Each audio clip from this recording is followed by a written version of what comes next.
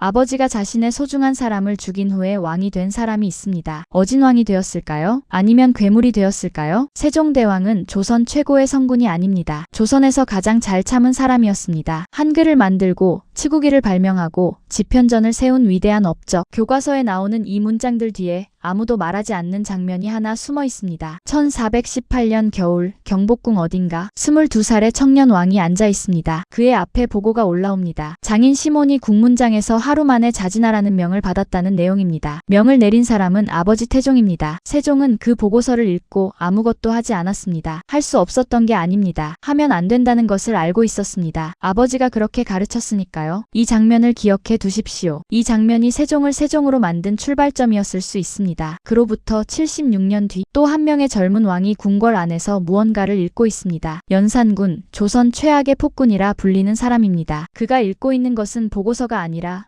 자기 존재의 뿌리를 뒤흔드는 진실입니다. 어머니가 있었다는 것, 그 어머니가 아버지의 명으로 사약을 받고 죽었다는 것, 자기가 태어나자마자 그 어머니에게서 떼어졌다는 것, 그리고 이 모든 사실을 조정의 모든 사람이 알고 있었으면서 자기에게만 숨겼다는 것. 이 순간 연산군의 손이 떨렸을까요? 아니면 얼굴이 굳었을까요? 실록은 그의 표정을 기록하지 않았습니다. 다만 이후에 벌어진 일만 기록했습니다. 조선 역사상 가장 피비린내 나는 숙청이 시작되었다고. 여기서 이 영상의 질문을 던집니다. 두 사람의 상처를 나란히 놓고 보면 구조가 같습니다. 아버지가 내 사람을 죽였다. 세종에게 그 사람은 장인이었고 연산군에게 그 사람은 친어머니였습니다. 같은 구조의 상처를 받은 두 사람 중 한 명은 조선 최고의 성군이 되었고 한 명은 조선 최악의 폭군이 되었습니다. 도대체 어디서 갈라진 걸까요? 이 영상에서 4가지 단서를 추적합니다. 첫 번째 단서입니다. 두 사람의 상처가 정말 같은 것이었는지 그 실체를 정밀하게 들여다봐야 합니다. 먼저 세종의 이야기부터 하겠습니다. 1418년 음력 6월 태종이 갑자기 세자 교체를 선언합니다. 원래 세자는 맏아들 양녕대군이었습니다. 양녕은 12년 동안 세자 자리에 있었는데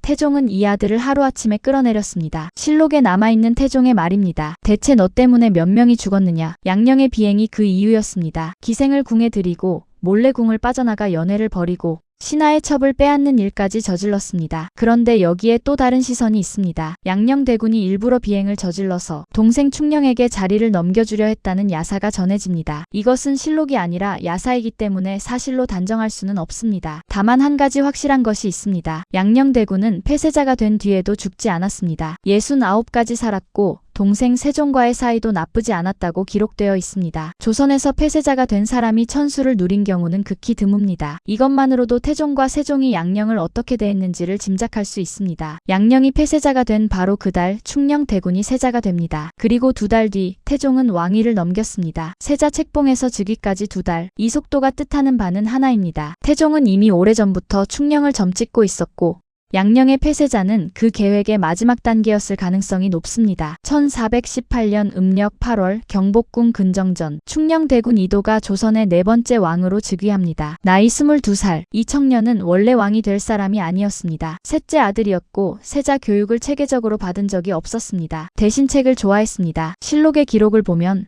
충녕대군 시절의 세종은 거의 병적인 수준의 독서광이었습니다. 태종이 책 좀 그만 읽어라. 몸이 상한다고 직접 나무라 쓸 정도입니다. 나중에는 태종이 아들의 방에서 책을 치워버렸다는 일화도 전해집니다. 그러면 세종은 이불 밑에 책을 숨겨놓고 읽었다고 합니다. 아버지가 책을 치워도 이불 밑에서 읽는 아들. 이 집요함이 나중에 훈민정음을 만드는 집요함과 같은 뿌리였을 겁니다. 즉위식이 끝나고 채 20날이 지나지 않았을 때 세종의 장인 시몬이 명나라 사신으로 떠났습니다. 이때 시몬의 직위는 영의정, 조선의 최고의 관직이었습니다. 떠나는 날의 풍경을 실록은 이렇게 기록합니다. 임금의 장인으로 나이 50도 되지 않아 수상의 지위에 오르게 되니 영광과 세도가 혁혁하였다. 이날 전송 나온 사람으로 도성이 거의 비었다. 상황 태종이 환관을 보내 전송했고 세종도 환관을 보냈고 왕비소원 왕후도 따로 전송했습니다. 온 도성이 거의 빌 정도로 사람들이 몰려 나왔습니다. 이것이 시몬이 조선 땅에서 보낸 마지막 화려한 날이었습니다. 시몬이 조선을 떠나자마자 태종이 움직이기 시작했습니다. 사건의 시작은 이랬습니다. 태종은 왕위를 넘기면서도 군사권만은 자기가 쥐겠다고 선언한 상태였습니다. 그런데 병조참판 강상인이 군사 업무를 태종이 아닌 세종에게 보고했습니다. 실무자의 판단 착오였습니다. 태종은 이것을 그냥 넘기지 않았습니다. 강상인을 체포해서 국문에 넣었습니다. 여기까지는 과한 처벌이긴 해도 왕권 질서를 바로잡는 것으로 볼 여지가 있었습니다. 그런데 2달 뒤 태종은 이미 일단락된 이 사건을 다시 꺼냅니다. 관련자를 다시 잡아들이고 고문의 수위를 높였습니다. 강상인에게 압슬형을 가했습니다. 무릎 사이에 나무를 끼우고 양쪽에서 밧줄로 조이는 형벌입니다. 사람의 뼈가 부서지는 소리가 들리는 고문이었습니다. 이 고문이 계속되자 결국 시몬의 이름이 나왔습니다. 시몬이 주모자라는 자백이 나온 겁니다. 고문으로 만들어낸 자백이었습니다. 태종은 이것을 기다리고 있었습니다. 시몬이 명나라에서 돌아왔을 때 기다리고 있던 것은 영의정의 예우가 아니라 체포명령이었습니다. 국무는 하루 만에 끝났고 자진하라는 명이 내려졌습니다. 석 달입니다. 조선의 국구, 왕의 장인, 영의정이 된 지 석 달 만에 죽었습니다. 시몬만 죽은 게 아닙니다. 시몬의 동생 심정이 연좌되었습니다. 소원왕후의 친정가족 전체가 천인 명부에 올랐습니다. 왕비의 어머니와 형제들이 하루아침에 노비 신분으로 떨어진 겁니다. 22살의 세종은 이 모든 과정을 왕좌에 앉아서 지켜봤습니다. 자기 장인이 체포되고 고문을 받고 하루 만에 죽으라는 명을 받는 것을, 자기 아내의 친정이 통째로 무너지는 것을, 그리고 이 모든 것을 명령한 사람이 바로 자기 아버지라는 것을, 세종이 이때 무슨 생각을 했는지 실록은 기록하지 않았습니다. 다만 세종이 한 일만 기록했습니다. 아무것도 하지 않았다고. 왕이라는 이름을 가졌지만 실권은 상황 태종에게 있었습니다. 항의하면 왕위가 날아갈 수 있었고 시몬을 살리려 하면 태종이 세종 자체를 의심할 수 있었습니다. 세종에게 선택지는 없었습니다. 입을 다무는 것 외에는. 그런데 여기서 한 가지를 더 봐야 합니다. 태종이 왜 시몬을 죽였느냐는 질문입니다. 태종은 평생 외척을 경계한 왕이었습니다. 자기 아내 원경왕후의 동생들을 직접 죽였습니다. 민무구, 민무질 형제가 제주도로 귀양 갔다가 자진했고 나머지 형제들도 목숨을 잃었습니다. 왕비의 친정을 직접 도륙낸 겁니다. 태종에게 외척이란 왕권을 위협하는 잠재적 적이었습니다. 세종의 장인 시몬도 마찬가지였습니다. 시몬은 세종이 즉위하면서 하루아침에 영의정이 되었고 도성이 빌 만큼 많은 사람이 그를 전송했습니다. 태종의 눈에 이것은 위험 신호였습니다. 아들을 위한 보호였을까요? 태종은 세종에게 이렇게 말하고 있었던 셈입니다. 내 왕좌 주변에 가시가 있으면 내가 미리 뽑아주겠다. 내 손에 피를 묻히지 않아도 되게. 이것이 보호였는지 통제였는지는 판단하기 어렵습니다. 다만 확실한 것은 세종이 이 장면을 보면서 두 가지를 동시에 겪었다는 겁니다. 장인을 잃은 슬픔과 왕좌를 지키는 법에 대한 교육을. 이것이 세종의 상처입니다. 한 손에는 분노가, 다른 한 손에는 교훈이 함께 들려 있었습니다. 이제 연산군의 상처를 봐야 합니다. 같은 구조지만 질감이 완전히 다릅니다. 연산군은 1476년 경복궁 교태전에서 태어났습니다. 조선 역사상 최초로 중궁전에서 태어난 왕자였습니다. 그의 어머니 패비 윤씨는 성종의 계비 정식 왕비였습니다. 첫 번째 왕비 공해왕후가 아이 없이 세상을 떠난 뒤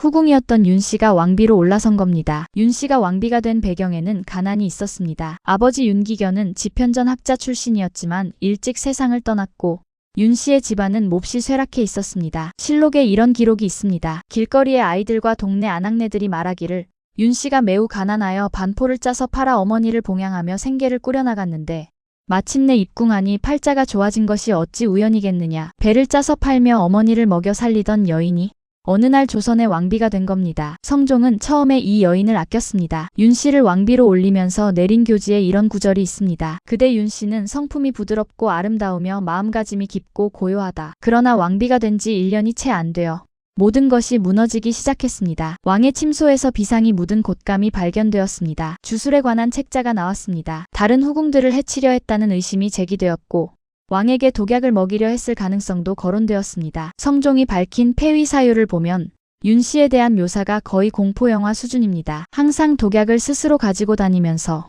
혹은 가슴 속에 품거나 혹은 상자 속에 간수하기도 했다. 나의 발자취를 찾아서 없애버리겠다고 말하였다. 그 눈을 빼고 발자취까지도 없애버리며 그 팔을 끊어버리고 싶다고 하였다. 이 기록들이 전부 사실인지는 확인하기 어렵습니다. 패비의 기록은 승자의 서사이기 때문입니다. 분명한 것은 성종이 밀어붙였다는 사실입니다. 첫 번째 폐위 시도 때 신하들이 원자가 있는데 침몰을 어찌 패합니까? 가라며 격렬하게 반대했지만 성종은 끝내 관철시켰습니다. 모후 인수대비까지 나서서 폐위의 정당성을 설명해야 했을 만큼 반대가 거셌습니다. 그럼에도 왕은 물러서지 않았습니다. 1479년 윤씨는 폐위되어 궁에서 쫓겨났습니다. 두 아들을 궁에 남겨둔 채 폐위 직전 윤씨가 친정으로 보낸 편지가 남아 있습니다. 주상이 나의 뺨을 때리니 장차 두 아들을 데리고 집에 나가서 내 여생을 편안하게 살겠다. 성종은 이 편지를 보고 분기탱천했습니다. 자기는 중전을 때린 적이 없다고 항변했고 윤 씨가 아이들을 데리고 나가려 한 것을 막았습니다. 윤 씨는 젖먹이 둘째 아들도 궁에 남겨둔 채 빈손으로 쫓겨났습니다. 그 둘째 아들은 100일도 되지 않아 원인을 알 수 없는 죽음을 맞았습니다. 폐위된 지 3년 만인 1482년 8월 16일 성종은 사약을 내렸습니다. 교지에 이런 구절이 있었습니다. 옛날 구익부인은 죄가 없었지만 한 무죄가 만세의 계책을 위하여 그를 죽였는데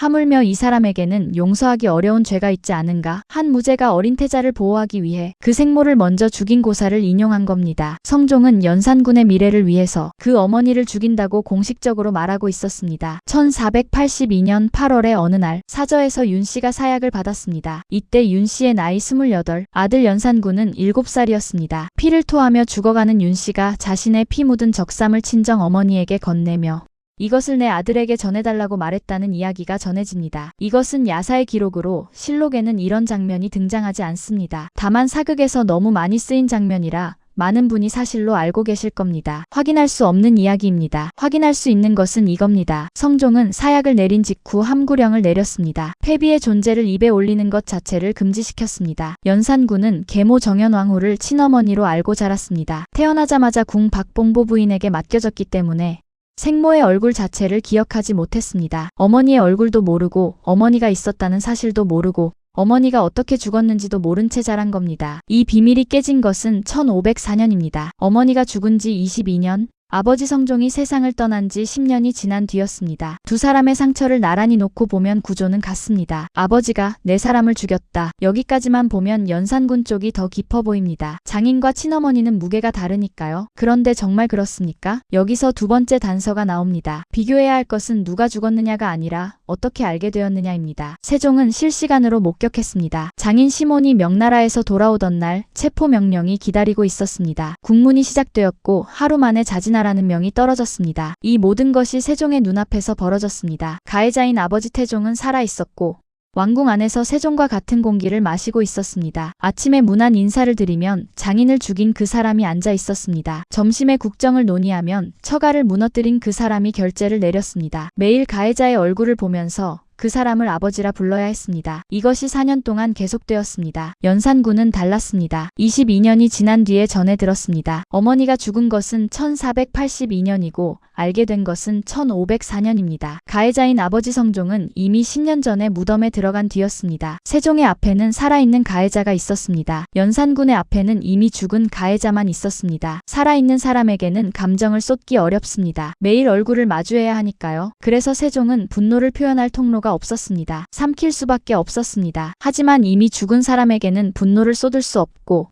그렇기 때문에 분노가 해소되지도 않습니다. 연산군의 칼끝은 아버지 대신 아버지의 결정에 관여한 주변의 모든 사람을 향했습니다. 죽은 사람에게는 복수할 수 없으니 산 사람들에게 복수한 겁니다. 그래서 상처가 더 깊은 쪽이 괴물이 되어야 맞지 않겠습니까? 그런데 현실은 정반대였습니다. 상처가 더 참혹하고 매일 가해자의 얼굴을 봐야 했던 세종이 성군이 되었습니다. 나중에 전해 듣기만 한 연산군이 폭군이 되었습니다. 이것은 상처의 크기만으로는 설명이 안 됩니다. 상처가 도착한 타이밍을 봐야 합니다. 세종은 22살, 즉위한 지 20일 만에 이 상처를 맞았습니다. 왕이라는 이름만 가졌을 뿐 아직 아무런 실권이 없던 때였습니다. 뭔가를 하고 싶어도 할 수 있는 힘이 없었습니다. 분노가 있어도 실행할 수단이 없었습니다. 그래서 참는 것 외에 선택지가 존재하지 않았습니다. 참는 것이 유일한 선택지일 때 사람은 참게 되어 있습니다. 연산군은 28살, 재위 10년 차에 이 상처를 맞았습니다. 이미 무오사화를 통해 살림 세력을 숙청한 전력이 있었고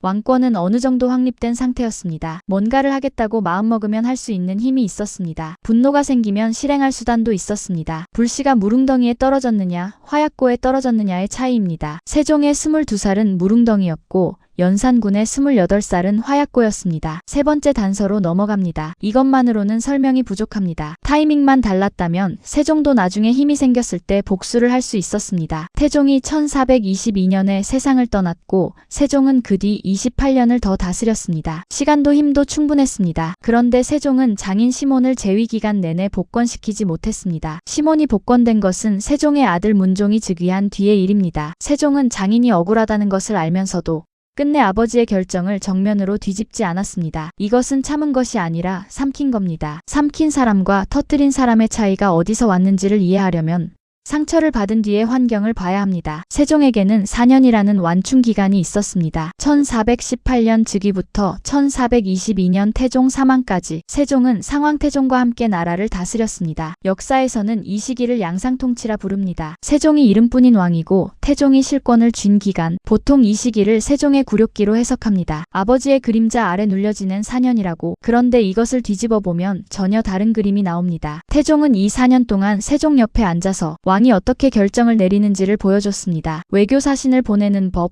군사권을 쥐는 법, 신하의 충성과 배신을 구별하는 법, 그리고 가장 중요한 것, 감정과 판단을 분리하는 법. 장인을 죽인 바로 그 아버지가 동시에 가장 냉혹한 왕권 교사 노릇을 한 겁니다. 세종은 분노하면서도 배우고 있었습니다. 이 4년이 없었다면 어떻게 되었을까요? 세종이 즉위하자마자 홀로 남겨졌다면 장인을 잃은 그 분노를 어디에 쏟았을지 아무도 장담할 수 없습니다. 태종이 곁에서 왕의 일을 가르쳐주는 동안 세종의 분노는 천천히 식을 시간을 얻었습니다. 뜨거운 쇳물이 틀 안에서 서서히 굳어가듯 세종의 분노도 4년이라는 틀 안에서 형태를 갖춰갔을 겁니다. 이제 같은 시기에 연산군을 봅니다. 연산군은 18살에 즉위했습니다. 1494년 아버지 성종이 세상을 떠났고 세자가 그대로 왕위에 올랐습니다. 상황은 없었습니다. 첫날부터 혼자였습니다. 옆에서 이렇게 해라, 저렇게 해라 가르쳐줄 사람이 아무도 없었다는 뜻입니다. 태종이 세종에게 해준 것을 성종은 연산군에게 해주지 못했습니다. 여기서 반드시 짚어야 할 사실이 있습니다. 연산군의 재위 초반은 사실 폭군의 모습과 거리가 멉니다. 많은 분이 연산군 하면 처음부터 미쳐 날뛴 광인을 떠올리실 겁니다. 실록의 기록은 다릅니다. 재위 초중반까지의 연산군은 주요 국정을 경험 풍부한 노신들의 자문을 존중하면서 이끌어 나갔습니다. 민생에도 관심을 보였고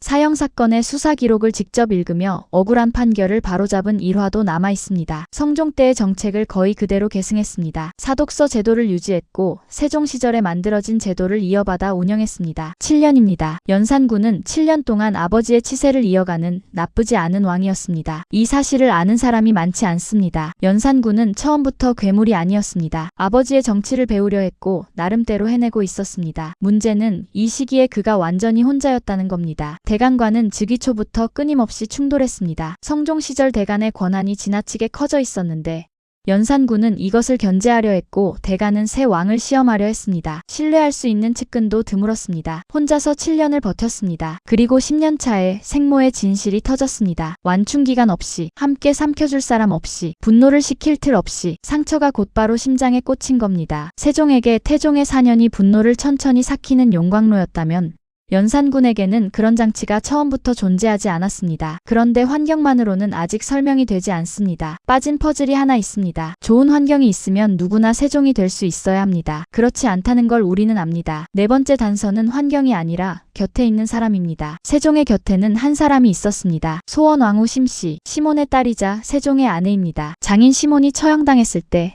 가장 고통스러웠던 사람이 세종이라고 생각하기 쉽습니다. 그런데 소원왕후의 입장을 상상해 보십시오. 아버지가 사형당했습니다. 삼촌이 연좌되었습니다. 친정어머니와 형제들이 하루아침에 천인 명부에 올라 노비 신분으로 떨어졌습니다. 이 모든 것을 명령한 사람은 시아버지입니다. 남편에게는 아버지이고 자기에게는 시아버지인 그 사람이 친정을 통째로 무너뜨렸습니다. 왕비인 자신마저 폐비 위기에 몰렸다는 기록이 남아있습니다. 이 여인의 앞에 놓인 길은 두 가지였을 겁니다. 무너지거나 버티거나. 소원왕후는 버텼습니다. 그리고 세종도 버텼습니다. 이 부부 사이의 사정을 실록은 직접 묘사하지 않습니다. 대신 나중에 세종이 처가를 복구해 나가는 과정이 기록되어 있습니다. 1424년 소원왕후가 외할아버지 집을 방문하는 것이 허락됩니다. 이것은 태종이 세상을 떠난 지 2년 뒤의 일입니다. 1426년 소원왕후의 어머니와 형제들이 천인 명부에서 빠집니다. 아버지 태종의 결정을 정면으로 뒤집지는 않았지만 6년에 걸쳐 한 발씩 원래 자리로 되돌린 겁니다. 이 긴 시간 동안 소원왕후가 옆에 있었습니다. 같은 날, 같은 사건으로 같은 종류의 상처를 입은 사람이 바로 옆에 있었다는 것, 서로의 고통을 말하지 않아도 알고 있는 사람이 있었다는 것, 이것이 세종에게는 있었고 연산군에게는 없었습니다. 연산군의 곁에는 누가 있었을까요? 아내 거창군 부인 신씨와 사이가 나쁘지는 않았습니다. 사남 3녀를 두었고 아내의 아버지 신승선이 위독했을 때 만삭인 아내가 충격받을까봐 곡하지 못하게 했다는 기록이 남아있습니다. 그 정도로 세심한 면이 있는 사람이었습니다. 그런데 신씨가 연산군의 상처를 함께 나눌 수 있는 위치는 아니었습니다. 패비 윤씨의 죽음은 연산군의 존재 자체를 흔드는 비밀이었습니다. 그 비밀을 아내와 나누는 것은 왕실의 치부를 여는 일이었고 자기 어머니의 수치를 인정하는 일이었습니다. 연산군은 이 상처를 혼자 안고 갔습니다. 다만 연산군이 유일하게 마음을 열었던 사람이 한 명 있었습니다. 큰어머니 승평부대부인 박씨입니다. 아버지 성종의 친형 월산대군의 부인으로 34살의 남편을 잃은 과부였습니다. 자식이 없던 이 여인이 어린 연산군을 친자식처럼 돌봤다고 전해집니다. 연산군은 잔병치레가 많은 아이였습니다. 아플 때마다 월산대군의 사가에 맡겨졌는데 그때마다 박씨가 이 아이를 보살폈습니다. 즉위 후 연산군이 이 큰 어머니에게 한 일을 보면 기록 자체가 하나의 이야기입니다. 대비에 준하는 대우를 했습니다. 매년 곡식과 면포를 내렸습니다. 잔치를 열었고 한 번은 5일 간격으로 연회를 베풀기도 했습니다. 궁 안에 큰어머니가 머물 수 있는 별도의 처소를 지어줬습니다. 자기 적장남 세자 이왕의 양육까지 맡겼습니다. 왕이 자기 후계자를 맡길 만큼 신뢰한 사람이 이 큰어머니였던 겁니다. 대간들이 부인에게 지나친 대우라며 여러 번 간언했습니다. 연산군은 매번 같은 대답을 했습니다. 한때의 은혜에서 그런 것이다. 어머니를 잃은 아이가 어머니처럼 대해준 여인에게 매달린 겁니다. 이 대목에서 감정을 직접 말하지 않겠습니다. 사실만 놓겠습니다. 연산군의 생모 패비 윤씨는 연산군이 3살 때 궁에서 쫓겨났습니다. 7살 때 사약을 받았습니다. 이 사실을 연산군은 28이 될 때까지 몰랐습니다. 그 사이 자기를 돌봐준 큰어머니에게 어머니의 빈자리를 채우려 했습니다. 승평부대부인 박씨는 1506년 연산군이 쫓겨나기 2달 전에 병으로 세상을 떠났습니다. 연산군은 박씨가 위독해지자 외지에 나가 있던 박씨의 남동생 박원종을 급히 불러 간호하게 했습니다. 자기가 아끼던 사람의 마지막을 지키게 해준 겁니다. 그런데 이 박원종이 2달 뒤 중종 반정을 주도한 사람입니다. 연산군이 가장 아꼈던 여인의 남동생이 연산군을 왕좌에서 끌어내린 겁니다. 이제 마지막 단서입니다. 분노를 어디에 썼느냐는 질문입니다. 두 사람 앞에 놓인 선택지는 동일했습니다. 이 분노를 어디에 쓸 것인가? 세종은 분노를 증명에 썼습니다. 아버지가 피로 닦아놓은 왕좌 위에서 아버지가 상상하지 못한 것을 만들어내는 방향으로. 집현전이 그 결과물입니다. 본래 집현전은 세종이 처음 만든 기관이 아닙니다. 고려시대부터 있던 학술기관을 세종이 전면 개편한 겁니다. 젊은 학자들을 모아놓고 유급 연구 휴가까지 주면서 공부만 시켰습니다. 요즘으로 치면 왕이 직접 운영하는 국책연구소를 만든 셈입니다. 이것이 단순한 학문 지능이었을까요? 세종이 장인을 잃고 처가가 무너지고 4년간 아버지의 그림자 밑에서 눌려 살면서 깨달은 것이 있었을 겁니다. 아버지처럼 사람을 잘라내는 방식으로는 오래가지 못한다는 것, 사람을 기르고 사람과 함께 일하는 방식만이 지속된다는 것. 태종은 외척을 잘라냈고 공신을 견제했고 위험 요소를 미리 제거하는 방식으로 왕권을 세웠습니다. 세종은 정반대로 갔습니다. 학자를 기르고 기술자를 끌어모으고 함께 토론하고 함께 만들어내는 방식으로 왕의 존재를 증명했습니다. 훈민정음이 나왔고 치국이가 나왔고 농사직설이 나왔고 자격루가 나왔습니다. 분노를 삼킨 자리에 학문이 들어갔습니다. 그 학문이 조선의 황금기를 만들었습니다. 경복궁 경회루. 세종이 집현전 학자들과 앉아서 세 문자의 원리를 토론했던 장소입니다. 지금 서울 종로구에 가면 그 건물이 아직 서 있습니다. 연못 위에 떠 있는 것처럼 보이는 2층 누각. 590년 전 여름밤 이 누각에서 세종과 학자들이 머리를 맞대고 있었을 겁니다. 모기가 들끓고 연못에서 개구리 소리가 올라오고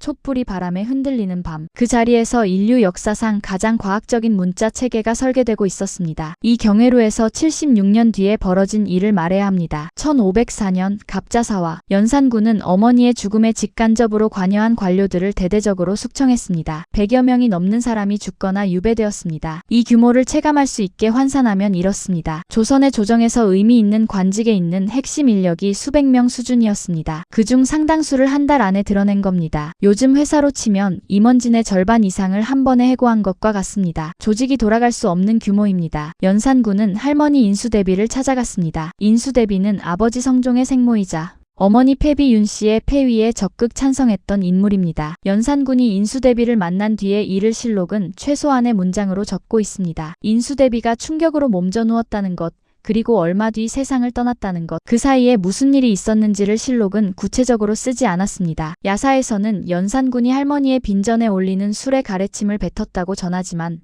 이것은 확인할 수 없는 이야기입니다. 갑자사화 이후 연산군은 전국에서 여인들을 끌어모았습니다. 이들을 흥청이라 불렀습니다. 우리가 지금도 쓰는 흥청망청이라는 말의 유래입니다. 흥청 때문에 나라가 망했다 는 뜻으로 만들어진 말입니다. 성균관을 유흥장소로 바꿨고 사간원과 사원부의 기능을 멈췄습니다. 경복궁 경회루에 흥청들을 불러들였습니다. 같은 건물입니다. 세종이 학자들과 앉아 문자를 설계하던 바로 그 누각에 76년 뒤 기녀들의 춤과 음악이 채워졌습니다. 한쪽에서는 백성을 위한 글자가 만들어지고 있었고 다른 쪽에서는 백성에게서 뽑아온 여인들이 춤을 추고 있었습니다. 두 장면 사이에 있는 것은 건물의 변화가 아닙니다. 분노의 방향이었습니다. 연산군의 분노가 정당하지 않았다고 말할 수 있는 사람이 있겠습니까? 3살의 어머니와 헤어졌습니다. 7살의 어머니가 사약을 받았는데 그 사실을 몰랐습니다. 어머니의 얼굴도 모르고 자랐습니다. 28이 되어서야 진실을 알았습니다. 그리고 그 진실의 한가운데에 아버지가 있었습니다. 분노할 자격이 충분했습니다. 문제는 자격이 아니라 방향이었습니다. 세종은 분노를 증명의 연료로 바꿨습니다. 나는 아버지와 다른 방식으로 위대해지겠다는 방향이었습니다. 연산군은 분노를 복수의 도화선으로 바꿨습니다. 이 고통의 책임을 물어야 한다는 방향이었습니다. 증명은 무언가를 만들어냅니다. 복수는 무언가를 부숩니다. 연산군의 쾌락 추구가 단순한 방탕이었을까요? 이것이 자기 안의 구멍을 메우려는 몸부림이었을 가능성은 없을까요? 어머니를 잃은 구멍, 아버지에게 배신당한 구멍,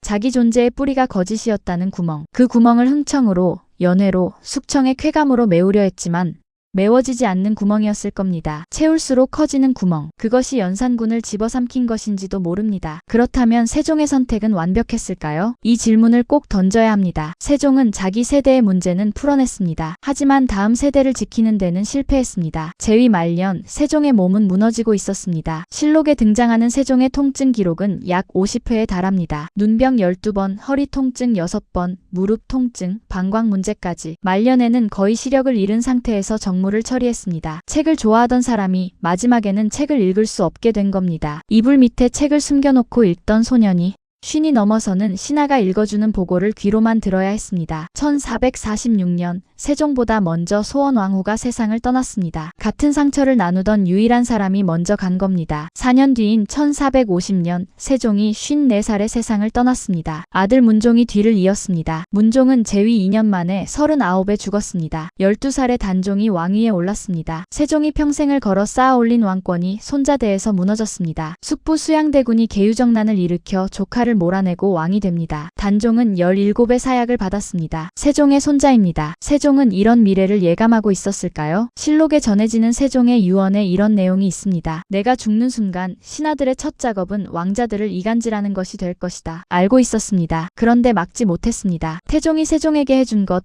왕좌 주변의 가시를 미리 뽑아주고 다음 왕이 다스릴 수 있는 환경을 만들어주는 작업을 세종은 문종에게 해주지 못했습니다. 세종이 아버지 태종에게 배운 것이 참는 법이었다면 아들에게 물려주지 못한 것도 바로 그것이었을 수 있습니다. 연산군 쪽에도 같은 비극이 있었습니다. 연산군에게는 총명하다고 소문이 자자한 세자 이왕이 있었습니다. 4살의 왕세자로 책봉되었고 실록에는 기상이 꼭 성종을 닮았다는 기록이 남아 있습니다. 7살 때 성품이 굳세고 침중하며 엄숙했다고 합니다. 연산군이 경회로에서 흥청들과 음악을 연주하다가 세자를 불러 내가 죽은 뒤에도 이들을 잘 돌보겠느냐고 물었을 때 이 아이는 대답하지 않았습니다. 7살짜리가 아버지의 질문에 묵묵히 침묵한 겁니다. 연산군은 이 일을 계기로 세자를 꺼렸다고 기록되어 있습니다. 연산군의 처남 신수근은 박원종에게서 반정 참여를 요청받았을 때 이렇게 거절했습니다. 임금은 포악하지만 세자가 총명하니 기다리면 될 것이다. 이 세자를 믿고 반정에 참여하지 않은 신수군은 목숨을 잃었습니다. 반정이 성공한 뒤 반정에 참여하지 않은 자는 역적이 되었으니까요. 세자 이왕은 반정 당시 8살이었습니다. 폐위된 아버지를 따라 유백일에 올랐고 사사되었습니다. 세종의 손자 단종은 17에 죽었고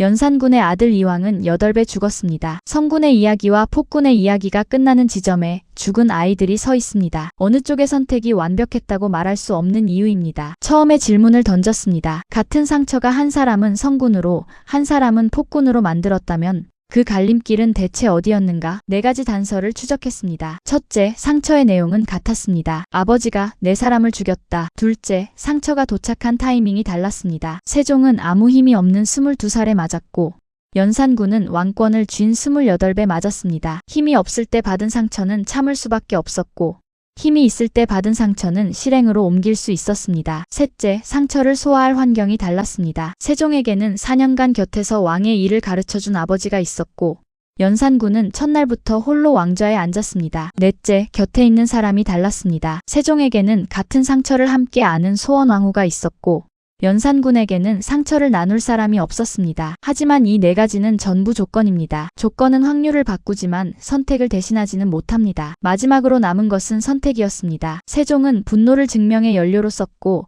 연산군은 분노를 복수의 도화선으로 썼습니다. 세종에게 좋은 조건이 있었던 것은 사실입니다. 하지만 그 조건 안에서 증명을 택한 것은 세종 자신이었습니다. 연산군에게 나쁜 조건이 있었던 것도 사실입니다. 하지만 복수를 택한 것 역시 연산군 자신이었습니다. 이 이야기가 600년 전의 궁궐 안에서만 머무르지 않기를 바랍니다. 살다 보면 상처를 받습니다. 부모에게서, 조직 안에서, 관계 속에서 누군가의 선택에 의해 상처를 받는 날이 옵니다. 그 상처는 없어지지 않습니다. 밀어내도 사라지지 않고 덮어둬도 썩지 않습니다. 상처는 연료이기 때문입니다. 문제는 그 연료가 지금 어디에 들어가 있느냐는 겁니다. 증명의 엔진에 들어가면 사람을 앞으로 밀어줍니다. 복수의 도화선에 매달려 있으면 자기 자신과 주변을 함께 태웁니다. 세종은 완벽한 사람이 아니었습니다. 장인의 억울함을 평생 풀어주지 못했고 손자의 비극을 막지도 못했습니다. 하지만 적어도 자기 앞에 놓인 상처를 어디에 쓸지는 골랐습니다. 그 선택 하나가 조선 500년에서 가장 빛나는 32년을 만들었습니다. 연산군은 나쁜 사람이 아니었을 수 있습니다. 7년 동안 나쁘지 않은 왕이었고 큰어머니에게 효를 다했고